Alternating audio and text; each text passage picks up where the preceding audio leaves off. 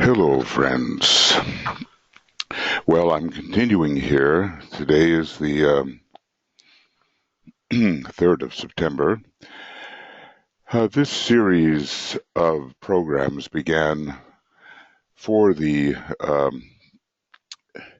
initiation mystery week retreat for the Blue Rose Sisterhood, but as I explained, somehow I managed to make a silent movie out of it for the third initiation. We still have some things on the second and the first initiation, which I'm going to review and I think I'd like to share with you.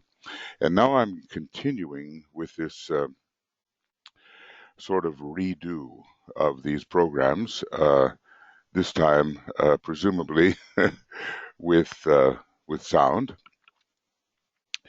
And I've received a lot of comment from people that they find it of value. Of course, I have a much longer compilation on the third initiation than this abbreviated one, and I'll see if I can go over those points as time may allow for me.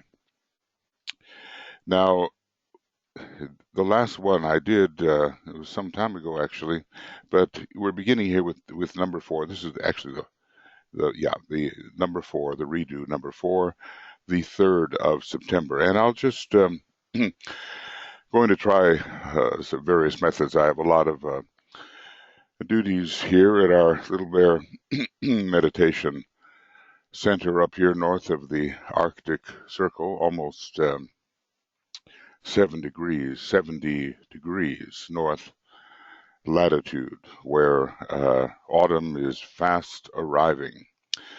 But I'll leave this on in case I get called away. I will continue to work at it and get it sent to you. Now let's see what we have here. The first one, yeah. It says, after the third initiation, the way is carried forward with great rapidity. Now, this is interesting that he calls it the way. The way really begins with the way of higher evolution, which is the path of the monad after the sixth initiation. But already the monad is actively felt at this point, and so perhaps he has a reason for calling it the way. And the bridge is finished. The bridge, and by that, of course, we mean the Antakarana, is finished after the third initiation, not before, which links perfectly the higher spiritual triad and the lower material reflection. Now, when we're talking about the higher spiritual triad, we are talking about the Buddhic and the Atmic levels, and not the level that is still within the dense physical body of the solar logos, which is the monastic permanent atom. So that's something to bear in mind, and notice he does this word higher is important. So the lower material reflection, well, is the word reflection exactly correct? Let's call it the soul-infused personality, and it's a kind of a correspondence rather than maybe a direct reflection which turns everything upside down. So anyway, this means, and I'll put that in here, the Buddhic permanent atom and the Atmic permanent atom, AT, are approached. I cannot say touched because on the highest two planes of the Buddhic plane and the Atmic plane, we have cities which pertain to the Chohan and to the 7th degree Chohan. Well, of course, he does say after the third initiation, so maybe he's carrying it this this far, but it seems to me that, well, a seventh degree Chohan would have some atmic abilities, yes. The question is, when is the Temple of Ezekiel, the monadic temple, actually destroyed? Is it destroyed after the sixth initiation, or can it be retained for use? Perhaps retained for use. The three worlds of the soul and the three worlds of the personality become one world wherein the initiate works and functions. Well, okay, so this is, let's call this, this means the soul infused personality is available as an instrument, but not after the fourth initiation, at which time it has to be replaced by Maya Rupa because it is destroyed, or let's say at least dissipated, if not entirely dispersed. But we're talking about, the third initiation here, and although we are, in a way, reaching to the heights, we're not quite there yet.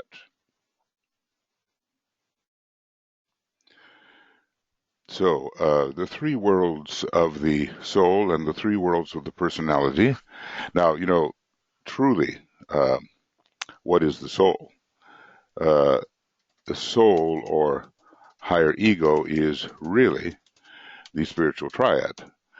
And eventually these three worlds will be united with the Maya-Varupic extension of the spiritual triad, or with the extension of the monad as the personality which is infused by the spiritual triad and even by the monad. So the initiate works in this world where the higher has descended into the realm of lower consciousness. The initiate works and functions, seeing no distinction, viewing one world as the world of inspiration, and we can understand what that is, and the other as the world constituting the field of service. The world of inspiration, of course, for people such as you and myself, is the world of the soul. But increasingly, after the third initiation, it becomes the world of the triad, of the Buddhic plane, of the Atmic plane, and even of the monad at a certain point. He tells us after the fourth initiation, the monad is contacted more directly, and its influence is strongly felt. Yet all of this is regarded, these two are regarded together, both together, as forming one world of activity.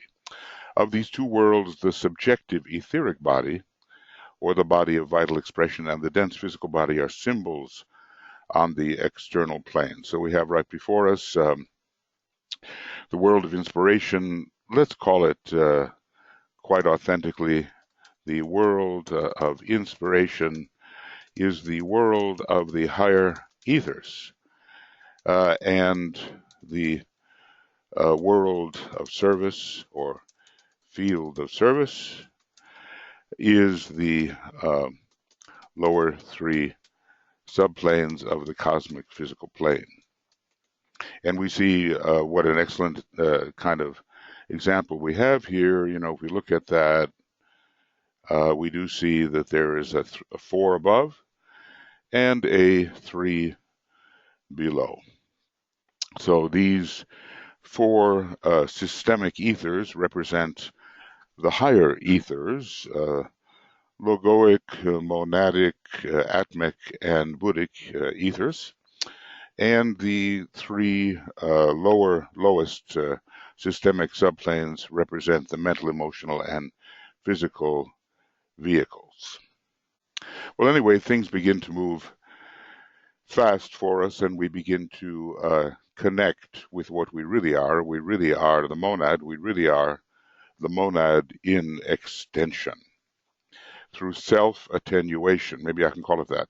We really are the MIEX, monad in extension, through self attenuation, which means that we circumscribe our field of consciousness increasingly within lower fields of matter, uh, not allowing it in those lower fields to extend yet into the higher fields until the business of redeeming the lower fields is accomplished.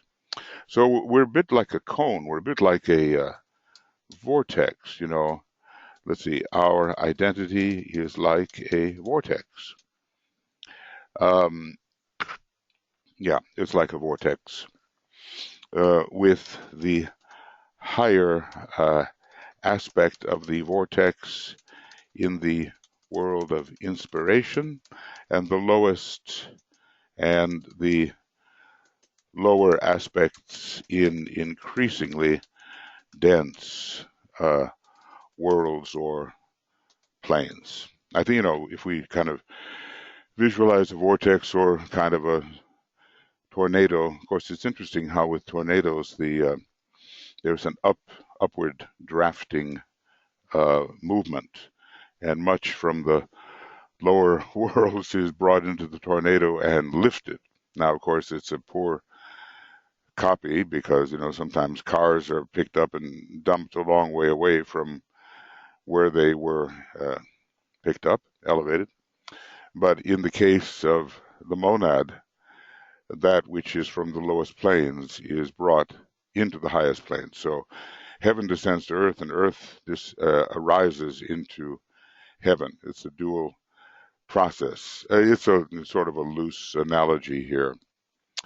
At the same time, it is possible for the energies from the world of inspiration to touch down and do their redeeming work. And the more we become the monad in extension consciously, the more we can redeem the lower vibrations with the higher vibrations from the world of inspiration. So I like this paragraph very much, you know, just reading it as it is. At the third initiation, the way is carried forward with great rapidity, even in the same life, you know. The fourth initiation can be taken in the same life as the third, and sometimes the fifth can be taken as the same life as the fourth, you know. It makes rapid progress very possible for people, especially when you think that the second, third, and fourth can be taken in the same life. DK says it's the usual thing to happen, but if we use his disciples as an example, it seems a pretty rare thing, actually. And the bridge is finished, which links perfectly the higher spiritual triad and the lower material reflection.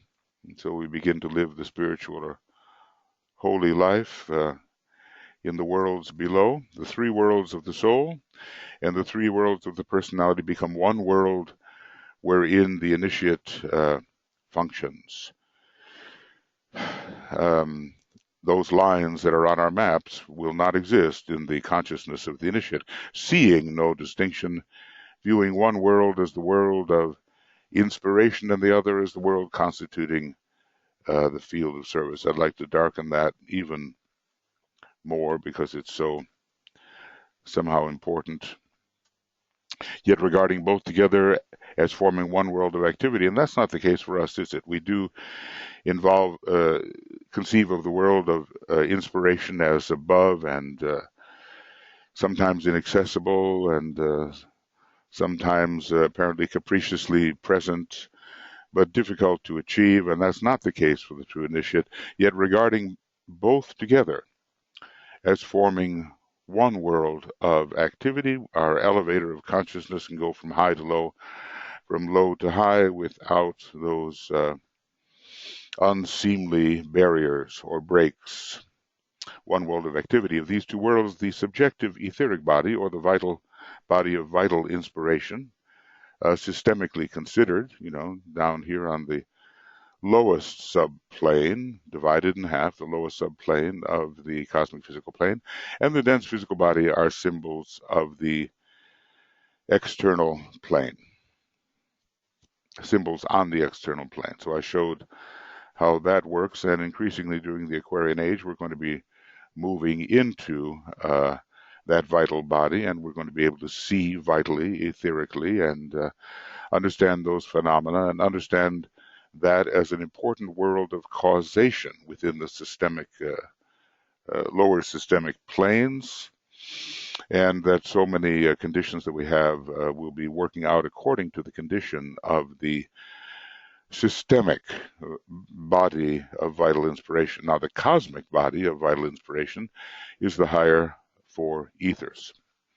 Well, one could expand on these things. The important thing is to be able to do it, be able to experience these matters. And first, I guess, there are those who venture into the jungle and terra incognita without a map, and they are very brave, and hats off to them, and they discover many things fast and the hard way. And there are those who, like ourselves, are reading the map, so that when we land in these worlds, perhaps we know what we are doing and do not stumble into avoidable and dangerous circumstances that are unnecessary to us if we understand the map. When the living, vibrating antaskarana or bridge, notice antaskarana, sometimes in the old books it's called antaskarana. I like the word because I know I'm jumping languages here, but this spelling suggests a task, and it is a big task for would-be disciples such as ourselves to advance our process in mastering the art of meditation and enter the worlds of inspiration. It's just a task of entering the world of inspiration. Let's see. Why don't I WOIN? Let me do that. Thinking that it will be useful. World of inspiration. Okay. Right. So vibrating antaskarana, how it vibrates and what are the hyper-physical dynamics, involved in the world of light, involving harmonization and resonance and all of that. That has yet to be revealed, but we can at least learn how to use it using DK's methods. When the living, vibrating antaskarana or bridge is built, this way of escape becomes the normal path of life. And let's just say a way of escape for those who wish not to escape, but wish to serve. Okay, well, if we want to use it with some of its powers, escape from pain is then automatic, for the center of consciousness is elsewhere. And I think, people going through very difficult things can transfer their consciousness into higher worlds and thereby escape, if they wish, some of the dire circumstances.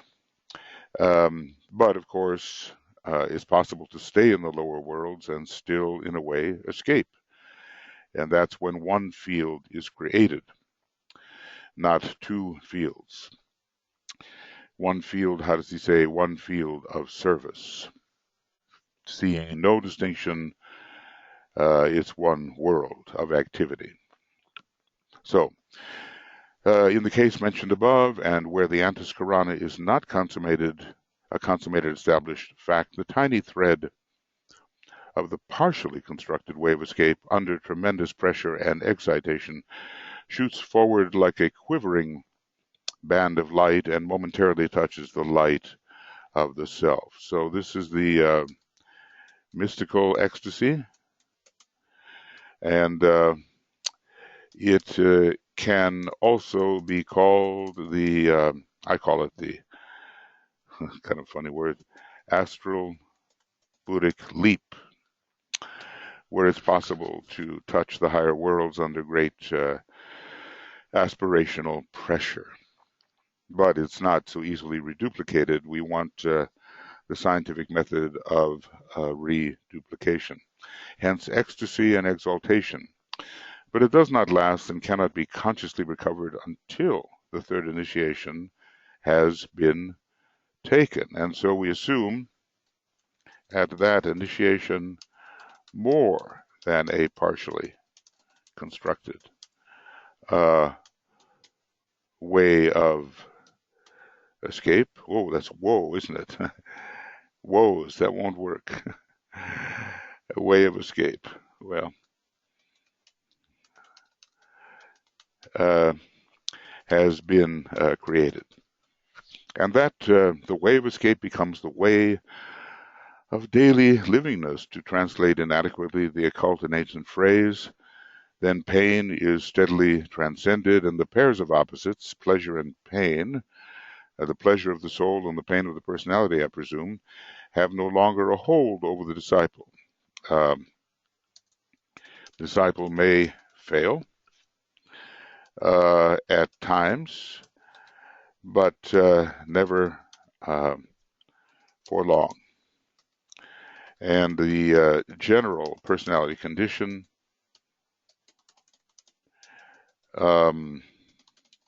is not allowed to inhibit his spiritual effectiveness. Right. Okay. So the way of daily livingness with access. Now, at the third initiation, it is presumed that the kind of bridge built is the bridge from the mental unit to the monastic permanent atom. By the time the third initiation is reached, the bridge is fairly solid. How about that?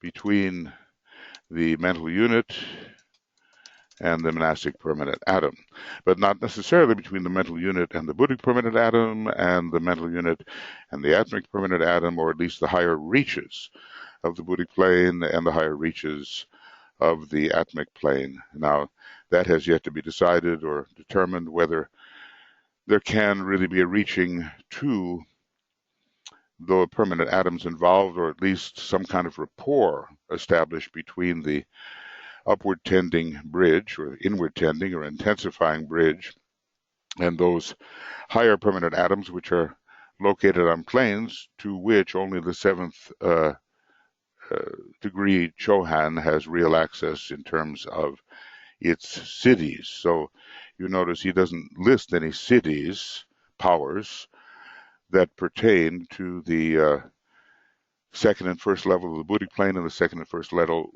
of the Atmic plane, because they pertain to Chohanship and beyond the range of the master. But the question is, as the bridge is built, what kind of rapport does it come into with respect to those permanent atoms? Okay. Now, okay, and that's from Esoteric Psychology 2. You know, the Tibetan has scattered his wisdom and his knowledge throughout the books. And, you know, I guess I've been reading these books now for almost 50 years, and a lot of theosophical books before that. And I'm just realizing what a master work it is, and how all the pieces are there, you know, in a Mercurian manner, but they have to be fused together under Jupiter in order to create a holism of wisdom. You know, gather the parts, and create, if I can be allowed to use such a phrase, gather the parts and create a what? Holism of wisdom, or we say comprehensive knowledge, relatively comprehensive certainly for us, but then again, a drop in the bucket when it comes to such a mind as the Tibetans. He's giving us the ABCs, and for us it's like the ocean, but it's enough, more than enough, and especially if we could learn to apply it.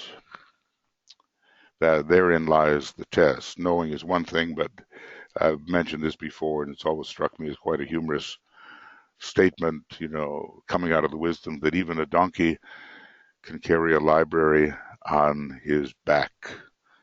I think I've been that kind of donkey for a long time, but I just as soon assimilate now the wisdom and help everybody and help us all to assimilate the wisdom in anticipation of the third installment of the teaching, which is coming out from 2025 onward. He does mention a lot about astrology in 2025. Of course, it's, astrology is the third ray science in a way, and it's the third installment. So I think it'll have a lot of the third ray in it, this next installment, but plenty of the first ray as well. All right, here's another reference, service. An understanding of the way and the building of the true line of escape. Escape for those who do not wish to escape. I have to emphasize that. Escape for those who can empower themselves, on the higher planes, but return to serve. So escape for those who empower themselves on the higher planes, but return to the lower planes to serve. True line of escape. That is the task to be carried forward upon the path of discipleship. Well, we aspire, even on the path of discipleship, we aspire, but we use more and more of the mind and will, scientifically applied in occult manners, spiritually occult manners, to make our progress. So presumably, if we really stick with this material and apply it, we're going to be identifying ourselves on the path of discipleship, not just a now and then type of aspirant when the mood hits us, but somebody who persists no matter what. Such is the object set before all the students of the esoteric sciences at this time, esoteric art and sciences. The mind makes something a science, and the Buddhic plane makes something an art. So does art precede science? Does science precede art? I think that once we really know the knowing, we can make of it an art to be applied according to intuition and inspiration. Such is the object set before all the students of the esoteric sciences at this time, provided they desire it enough. Now notice that.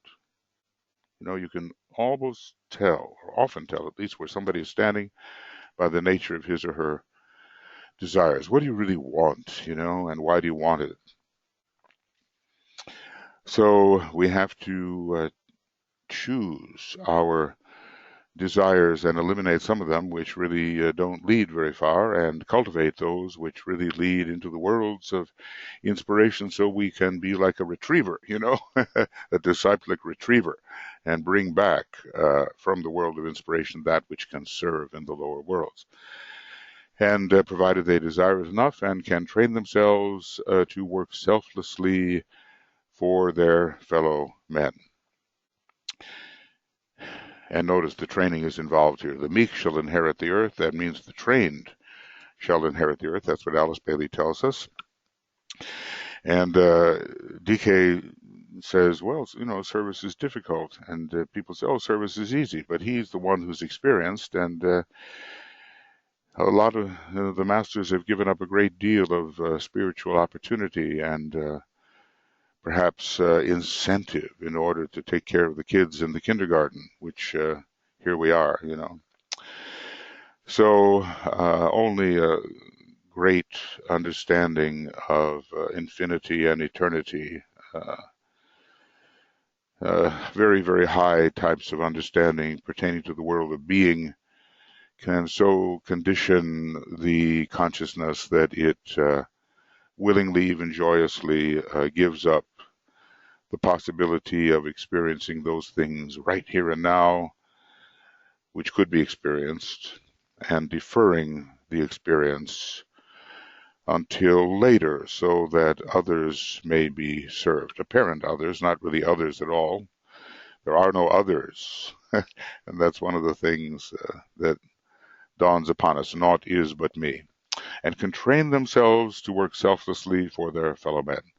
As they succeed in doing this and approximate ever more closely to that which is not the pairs of opposites, and can thus achieve the central way. It reminds you of the Shushumna, which is the path of the spirit. The Shushumna.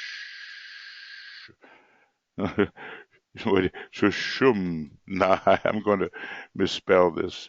Shushumna. Let's see if I have it any place. No, I don't. Shushumna.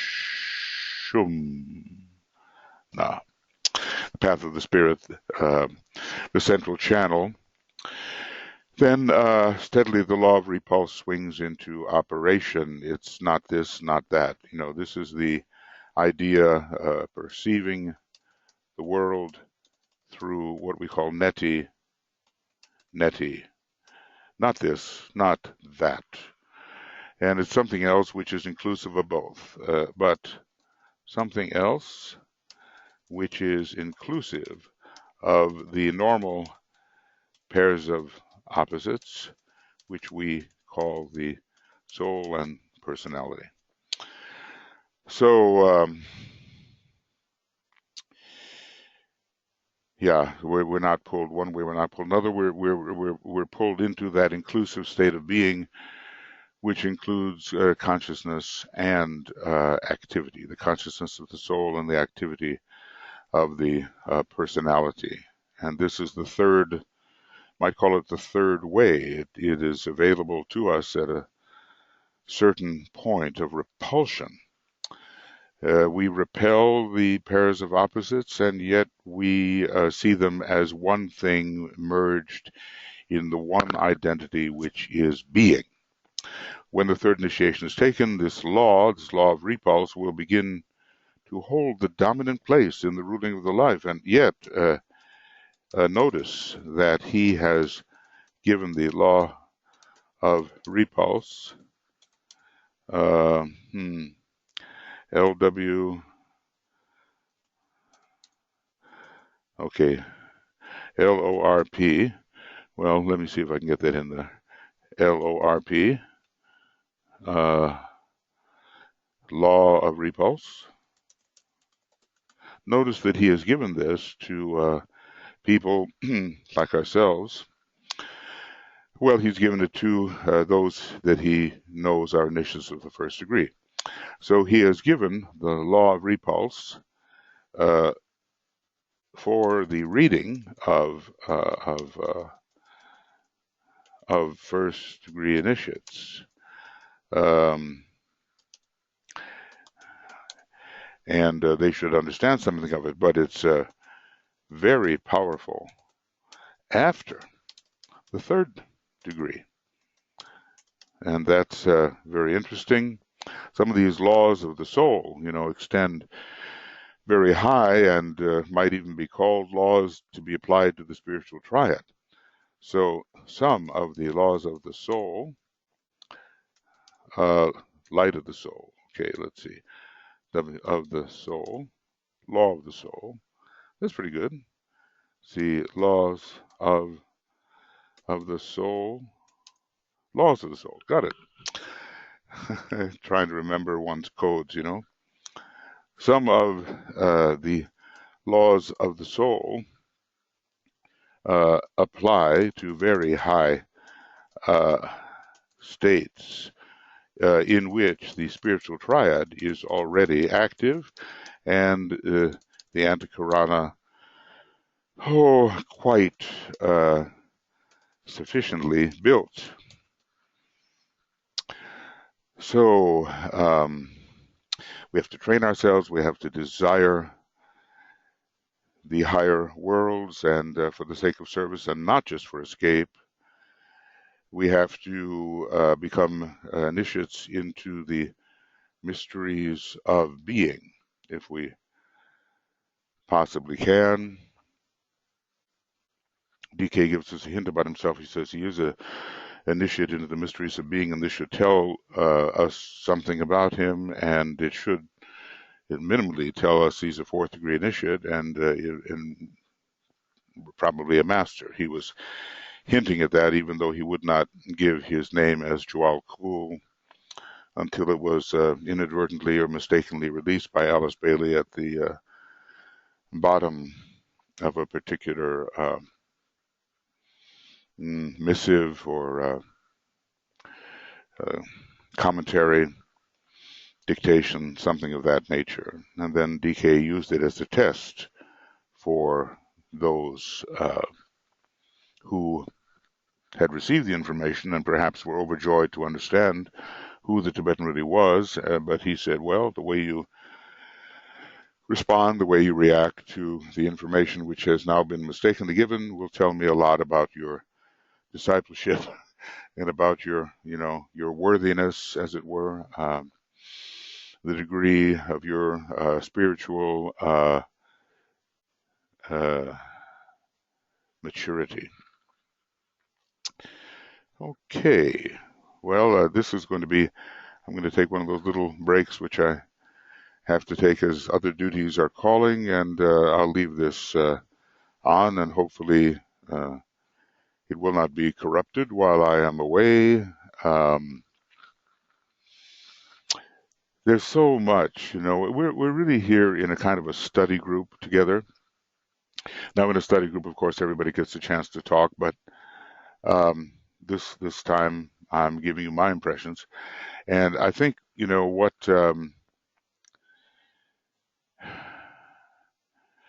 what is important, you can use this material in study groups if you like, just use some player. And when you want to stop and discuss something, just hit the pause button and discuss it. So it can be a useful instrument. It'll be a bit like teaching a class, and then you can add your own comments as you feel inclined, and maybe it can serve as a source of inspiration, and if not inspiration, at least as a source of certain ideas which or thoughts which may be found useful and stimulating. Okay. A little breathless from climbing the stairs back. This is what it means to have a first-ray wife who's more at home in the world of Vulcan than I am, born in the last degrees of Capricorn. The Sun, Mercury, and Vulcan are all together, and they touch the material plane. Something which a second-ray and third-ray type, such as I am, is not too adept at doing so. She's continuing with her work in the lower three subplanes of matter, while I'm taking the opportunity to talk to you about these things which are pertaining to the mental and intuitional planes. Of course, she has that ability too, so a very wide range. And maybe one day I'm going to learn how to deal with matter per se. I keep on telling myself, well, maybe that happened in some previous lives, and maybe I'm not quite as hopeless and helpless in the field of matter as I sometimes blame myself for being. Well, let's see. Time will tell. Anyway, I'm grateful to have the opportunity to continue with you. There's a lot to say and a lot to study. Of course, the Tibetan has said what needs to be said, but we amplify, we enlarge upon that. And, hopefully connections can be made in the realm of Mercury, which will bring more light into our understanding, and we can become successful light bearers in a world which is darkened by the ignorance of overwhelming glamour, mostly caused by mistaken identity. Thinking that we are the shell that we are, the outer man, and even the personality when we're something quite different, more interior. Anyway, moving on here. This is from Esoteric Astrology. Of course, I have, some of you will know that I've sort of gone word by word, phrase by phrase, line by line through the astrology book, trying to give thoughts that may be of use, and that you can find those on Makara. But here are also some thoughts, and we're talking specifically about the third initiation. So what we're doing here is what's called topical study, and that allows us to really zero in on the particular subject in question. It is only when the soul is becoming more alive within the form, we might say consciousness of unity is becoming more alive within the usual personality consciousness. Okay. And man is aware of his duality, as he does become more aware during the Hall of Learning experience, during petals number 4, 5, and 6, that the energies of the fixed cross supersede in effectiveness those of the mutable cross. So the mutable cross certainly rules the Hall of Ignorance, and it does rule in a diminishing way the Hall of Learning, but from the time we're dealing with the latter part of the fifth petal, the fixed cross is coming into view, fading in, we might say. Just as after the third initiation, the energies of the cardinal cross begin to control the man and are of more insistent incentive than those of the other two crosses. You have to like the words that are chosen, a kind of prompting, a kind of attraction, a kind of lure, which occurs persistently, insistently, ever more insistently until it becomes persistent. Now, this does not mean that the man is on the cardinal cross yet. Really, only at the fifth initiation does he truly mount the cardinal cross, even though the energies of the cross are beginning to compete with those of the fixed cross. The fixed cross is the cross of the soul, we know, and it's interesting that the soul ray, if we examine the constitution of the spiritual triad, is still active in the triad, even up to the fifth initiation. So it's not like that particular subray of the monad fades out by any means at the third initiation. It does persist, even though the initiations we take, initiations 4 and 5, are taken on the ray of the monad, and sometimes he even mentions that initiation 3 is taken on the ray of the monad, and sometimes he says it's taken on the ray of the subray of the monad, namely the egoic ray. Probably both are active in some way in these internal egoic groups. Anyway, what we want to happen is that the soul, this sense of wholeness, this sense of connectedness, this sense of oneness, of unity, etc., becomes more alive in our normal personality consciousness. And what we used to see with only personality consciousness, we begin to see in a new light, literally. So to see in a new light, that is what we want. And you know the old saying, in that light we shall see light. So the lesser light, when raised to a certain point of intensity, will reveal a greater light, will reveal the presence of a more subtle, more rapid vibration, which has always been there, but which has not been noticed. And it'll be interesting to see how lights blend with lights, what actual hyperphysics occurs to make the registration in consciousness of a greater vibration possible. All those things lie ahead, on the fifth ray, probably when the internal worlds are studied with the fifth ray and not only the external worlds. Okay, that which is now, there's more here in esoteric astrology. That which is fluid and changeable in Gemini produces the great shift in consciousness which distinguishes the initiate from the disciple. Well, great shift. Certainly one is now a real member of the ashram, or more authentic member, or what can we say, a less peripheral member of the ashram. You know, DK's disciples were accepted and they stood approaching the second degree, many of them on the periphery of the ashram, and there are certain charts that seem to show that those who are, this chart, for instance, will show that if you're a disciple, you're still within the circle of hierarchy. Your various disciples of various grades, and here's this blue circle. Now, our brother Keith Bailey colored this all in to give us a better view of the qualitative nature of these circles. But within this blue circle, it's the circle of hierarchy, and disciples are found within it. Even people on the probationary path are found within it. So it's definitely peripheral down here.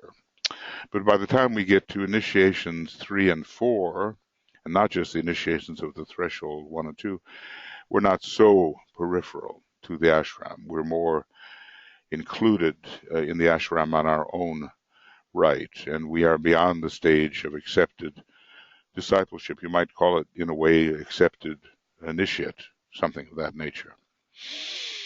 So, in that light we shall see light, right? That which is fluid and changeable in Gemini produces the great shift in consciousness which distinguishes the initiate from the disciple.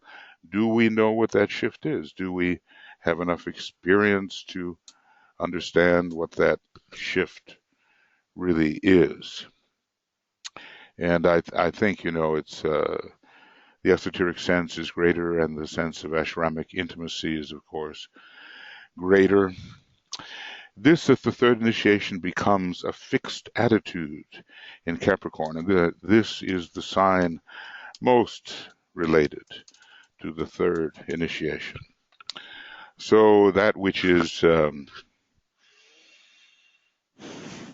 this a fixed attitude, not just a fluid and changeable attitude touching sometimes the world of the soul and sometimes not. And, that's characteristic of Gemini. The concrete form is transcended while still being utilized, it must be added, and the inner man reorients and assumes an unchangeable direction. Now, on the path of discipleship, some of this unchangeability is coming in, certainly much more so than, what happens on the path of aspiration, where we have constant variation and vacillation and coming and going and approaching and retreating and waxing intense and waning, All of these dualities are found partially ruled by Gemini, so it's a very instability is doing its work, as it is said in one of the mantras concerning Gemini. But this fixed attitude, while Capricorn is not a fixed sign, it's a cardinal sign, it does have a very strong will and a grip, we might say. Vulcan enters into the picture, and it becomes an undeviating attitude. Some of this is cultivated in Sagittarius, where the disciple becomes reliably one-pointed, but by the time he reaches Capricorn, it crystallizes, it locks in, and nothing can break the fixity of the initiate intent upon the path, further progress upon the path of initiation. Let's just say that this true Syrian regime has been entered by the time you pass the temptations in the desert and enter the third degree later in that experience. Okay, so may that fixity be ours, and may we learn to use the will through the mind in a manner which is persistently reliable until we can develop an undeviating orientation towards ever-intensifying light. Here's a bit more from esoteric astrology. In Aquarius, the initiate consummates all that has been achieved in Leo through the influence of the sun. Well, the sun rules many things, including the soul and the monad. But mostly we think of it in terms of the personality, and yet, it's a star, and it certainly rules the higher part of ourselves.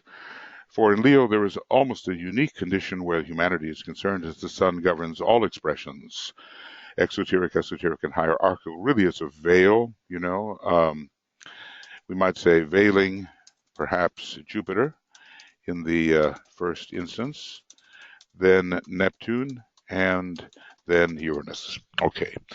It rules the personality, the soul, and the fourth grade of hierarchy. That's interesting, because the fourth grade of hierarchy is the hierarchy of monads. So, this may be another way of saying that the sun is a symbol of the monad, that the sun. Now, just not make it too big.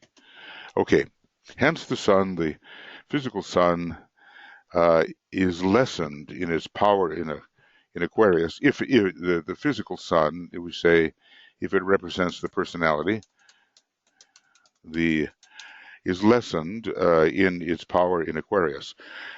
There are different aspects to the sun, and according to which sun we're talking about, so we are speaking of different elevations in the human constitution.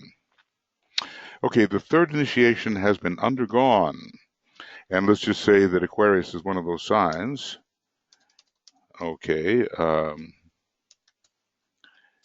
is one of those signs in which the third initiation is taken, fourth initiation too, and even the fifth. And the light of the personality has been put out or dimmed, put out or dimmed by the light of the subjective sun. And let's just say through the process of decentralization. Now, that doesn't mean that you can't be decentralized in Leo. I think the really successful Leo individual does become very decentralized and becomes the relinquished point, you might say.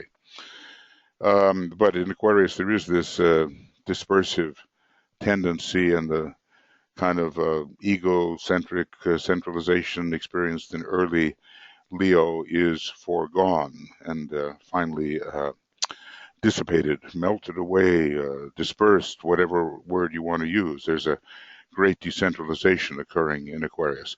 The third initiation has been undergone, and the light of the personality has been put out. I mean, it still exists as an instrument, but our consciousness is not centered in it. Our consciousness is not centered at this point in the personality. Right. Centered. What did I say, centered? This is probably a British thing, British English. Okay, dimmed by the light of the subjective sun, influencing the soul. Where is the subjective sun? Is it the heart of the sun? Is it the cosmic astral sun? Is this from the cosmic astral plane or from the cosmic mental plane as the heart of the sun? Well, working that out, and the difference between the subjective sun and the heart of the sun, some bit of a task there. There's much to think out here, but little more can be directly indicated. When he uses a word like indicated, it's not even a direct statement. So there is indication, a direct indication, and there is a literal statement of fact, those three things. So he's kind of in that category called direct indication. There is much to think about here, but little more can be directly indicated, as the curious fact of the triple control by a planet constitutes one of the mysteries of initiation. And, it's not really a planet, is it? Not really a planet, but a star. And the sun sometimes called a planet, but every astrologer knows it's not really a planet, and that there's a strong possibility that Jupiter is really a veiled exoteric ruler of Leo, along with Neptune and Uranus that have been given. And when the Sun is standing for a non-sacred planet, there is one of those 5 non-sacred planets that has not been named. Kind of wonder, there is a hypothesized planet called Rex, R-E-X, and generally means king or royalty, and can be associated with Leo and with the Sun. So is that the non-sacred planet that's involved here? I worked with Charles Jane in the year right before his death, and he was really into all of these undiscovered planets, and he used them, I think, in a very skillful and indicative way. I guess one of the lucky days of my life was when he walked into the Lucis Trust in the beginning of 1985 when I was working there. Was it not 85? I think it was 85. And yeah. And he wanted to talk to some people about astrology, and I just happened to catch him, and began quite an intensified every Sunday morning relationship in astrology, driving out to his house in New York and learning what I could, and he died on the last day of that year. So there was a transference, and I've been able to make available to other astrologers, I think more equipped than I am in this area, some of what he had said, and they've developed it further.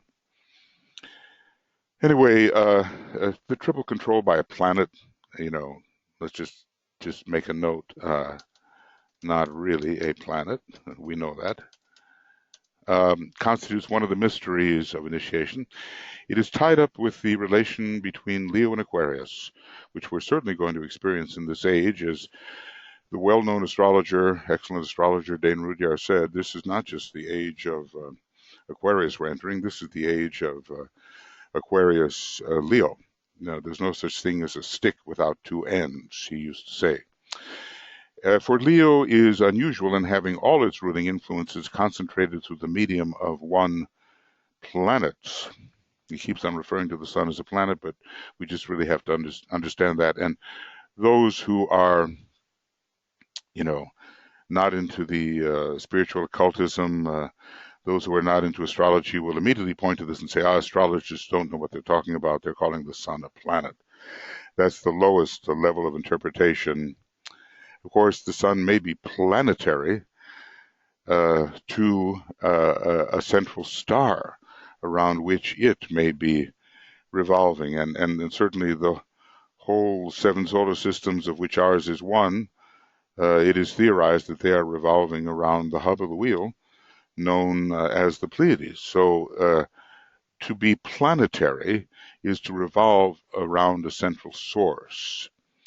And we have to think of the word planet in that way, as well as related to our usual X number of planets. There are so many, maybe 115 or more, the Tibetan tells us. Leo indicates the height of achievement of the human soul, and we might say, therefore, mastery.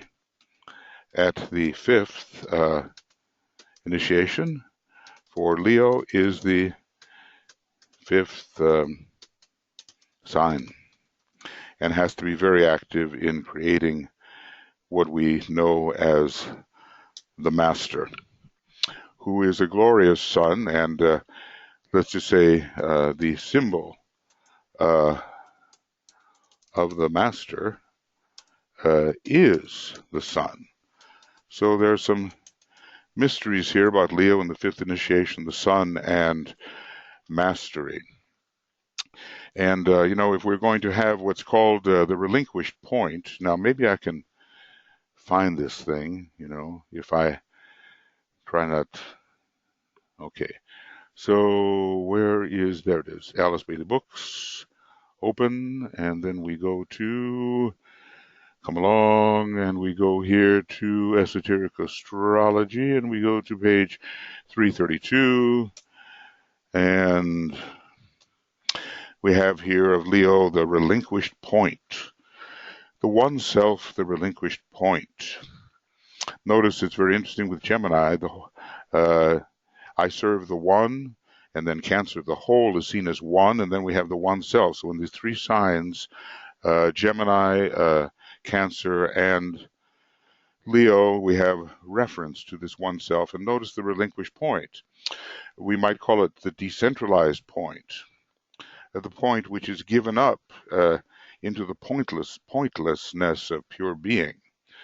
So let's just say, I'm going to say something here. I'm going to say Aquarius helps Leo relinquish the point through its dispersive, decentralizing kind of effect. Well, okay, friends. And then we'll be switching into another book. So even though, as usual, I didn't get my sort of chronometer going at exactly the right time, I will just say that this is the end of, what am I doing here? This is the fourth, third initiation discussion. Number redo, number 4. But of course, I didn't really get this far. I didn't get this far, when discussing these things with the Blue Rose sisters. But I'm calling this sort of the redo series, in which I can expect that there will be sound. I did the silent movie version, when we were having kind of our discussion in our Temple of Silence, and that's very fitting, the Temple of Silence. Well, there was certainly silence in that particular recording. So now, and today is, whatever day it is, it's the 3rd of September, and beginning of third initiation discussion, redo number 5, whenever I can, and hopefully soon. So I'll get these to you for your study. I realize, I'm using kind of a spontaneous, informal method of dealing with this factual information. I'm just giving you my response and my associations as they occur to me as I read these things, and maybe some light will flash forth for you and for me in these connections, in these Mercurian connections, so we will understand more and more. All right, so that should be about an hour's worth, a little bit more, I think, and we'll take it up a bit later. I had in mind, to do all of these initiation series, the compilations, not so much where they are nested in the various books, but to topically study these matters so we can get a very concentrated idea about what the DK has offered to us and intensify our light on these subjects. So thank you very much, and we'll see you before long. Bye-bye.